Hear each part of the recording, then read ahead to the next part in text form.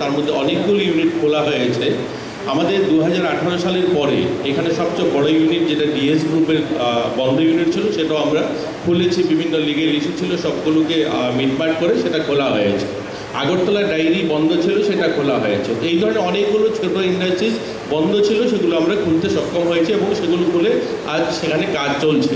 41টা unit রয়েছে যেগুলো under construction, এগুলো এই সরকারের আমলেই হয়েছে। আমি যদি এই আমাদের এখানে যে সংখ্যাটা যে ইউনিটগুলোর এখানে আমি বললাম, এই টোটাল 124টা ইউনিটের 60% ইউনিট এই গভর্নমেন্টের আমলেই এখানে সবগুলো ইউনিট এসেছে।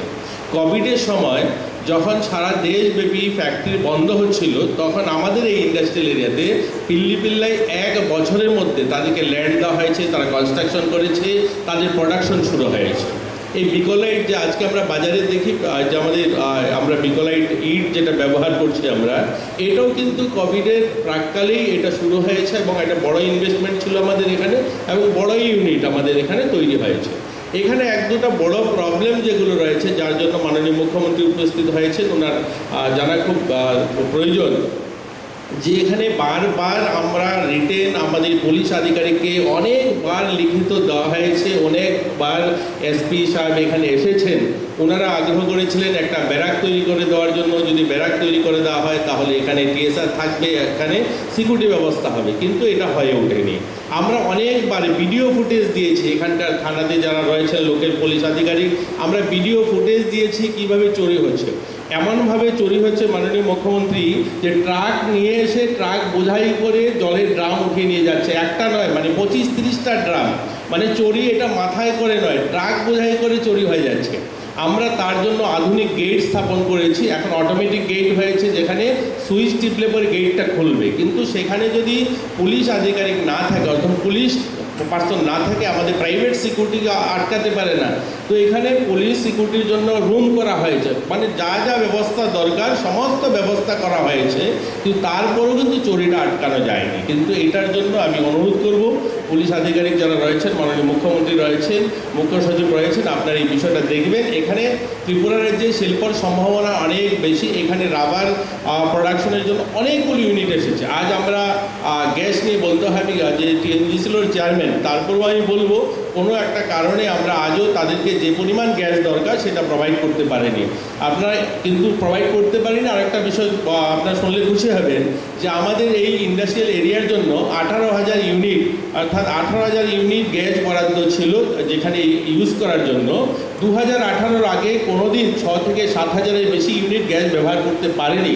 আজকের দিনে 28 থেকে 30,000 ইউনিট গ্যাস আমাদের প্রয়োজন এবং আমরা ব্যবহার করছি, কিন্তু আমাদের জন্য গেল থেকে যে অ্যালোকেশন দেওয়া আছে সেটা হচ্ছে আমাদের জন্য 18,000। তার জন্য আমরা বেশি ব্যবহার করার জন্য ফাইন দিতে হচ্ছে, রেট দিতে হচ্ছে। এটা নিয়েও অনেকবার মিটিং হয়েছে, তো সেটা হয়তো সমস্যার সমাধান হয়ে যাবে। সেই গ্যাস যদি গেল আমাদেরকে দিয়ে দেয় তাহলে সেই সমস্যার সমাধান হবে। অনেকগুলো ইউনিট রেডি ইউনিট আছে 1 বছর।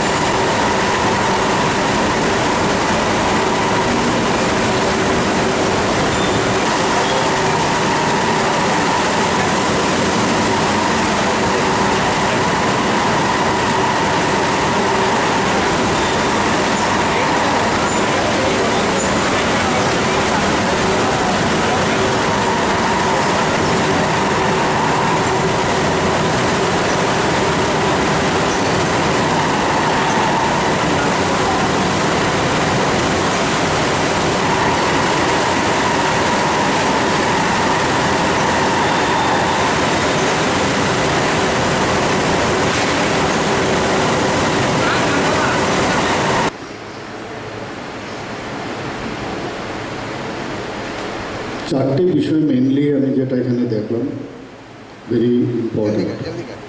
একটা হচ্ছে সিকিউরিটি অ্যাসপেক্ট, শান্তি, এবং যদি সেখানে আইন শৃঙ্খলা না থাকে বা যদি সিকিউরিটি না থাকে কোনোদিন ইন্ডাস্ট্রি ডেভেলপ করবে না।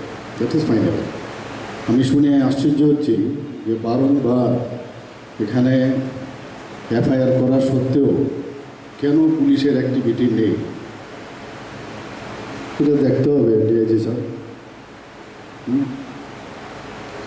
কিন্তু it should not be happen. A stringent action would be taken that I can give you the assurance. দুটো হচ্ছে যে বাউন্ডারির বিষয়, এখানে চিফ ইঞ্জিনিয়ার সাহেব আছেন। বাউন্ডারি এটা কি ইন্ডাস্ট্রি আমাদের করে দিতে হবে তো, এটা যে বাউন্ডারি টিআইডি শুড ডু।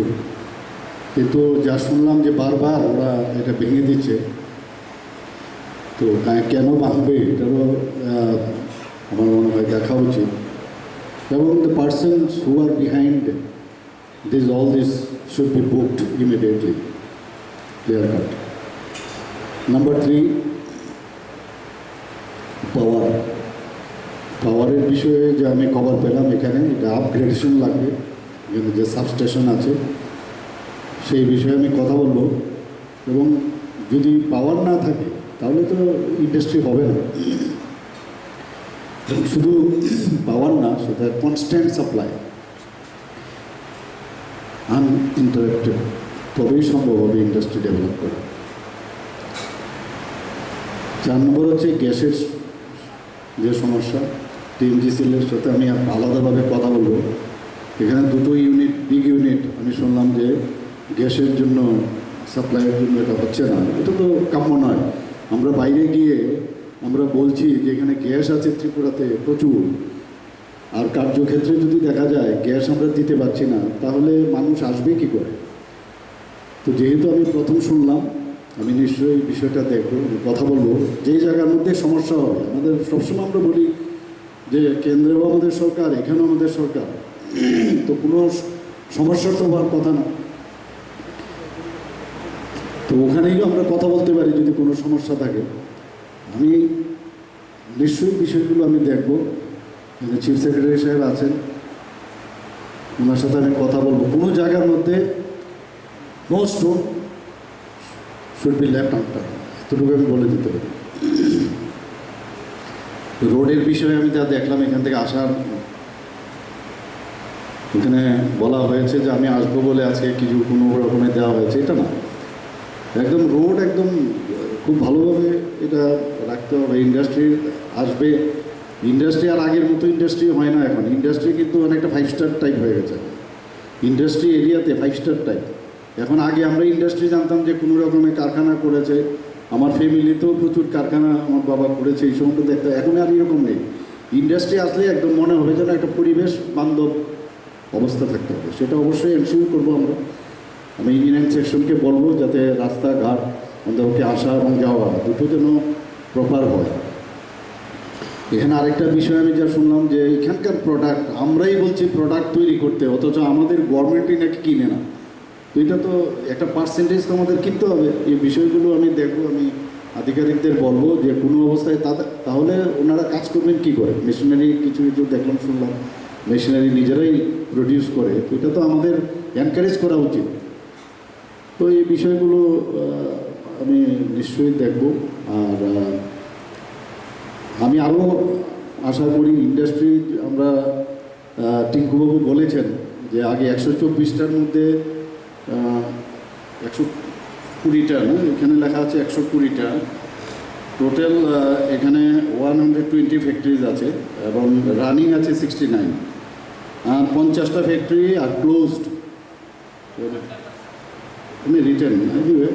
তো এই ধরনের যদি অবস্থা থাকে, বিষয়গুলো আমার মনে হয় টিআরডিসিকে আমি বলবো বসে কেন হলো এবং একদম পয়েন্ট আউট করে যাতে এগুলো খোলা যায় এবং চালু করা যায়, এই বিষয়গুলো দেখা উচিত। এতে আমাদের যারা এন্টারপ্রেনাররা আছেন, এখানে ইন্ডাস্ট্রিয়ালিস্টরা এখানে আছেন উপস্থিত, সমস্ত স্মল স্কেল ইন্ডাস্ট্রি হোক আর একটু স্মল থেকে একটু বড়, এমনি তো বিগ বড় করা যাবে না, তো মাইক্রো এবং স্মল স্কেল এই দুটোকে আমরা বেশি নজর দিতে হবে। তো আমরা এগুলো দেখবো সব দিকেই। আর সিসিটিভি ক্যামেরা এখানে আছে যা শুনলাম, তারপরেও তো ক্যামেরার ফুটেজ দেওয়ার পরেও কেন পুলিশ অ্যাকশন নিচ্ছেন না? You should see why it will happen like that.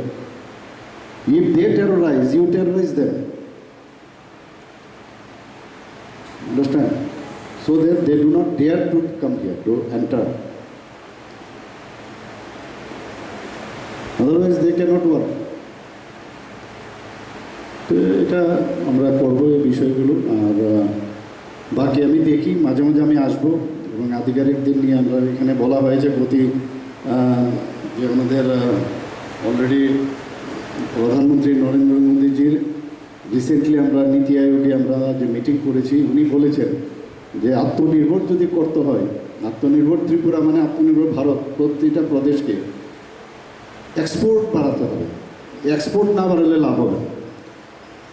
তো এক্সপোর্টের সেই ব্যবস্থা আমরা কোনো জায়গায় সমস্যা হলে আপনাদের বলবেন, এগুলো দেখতে হবে। ইম্পোর্ট তো সবাই করতে পারে, এক্সপোর্ট বাড়াতে হবে।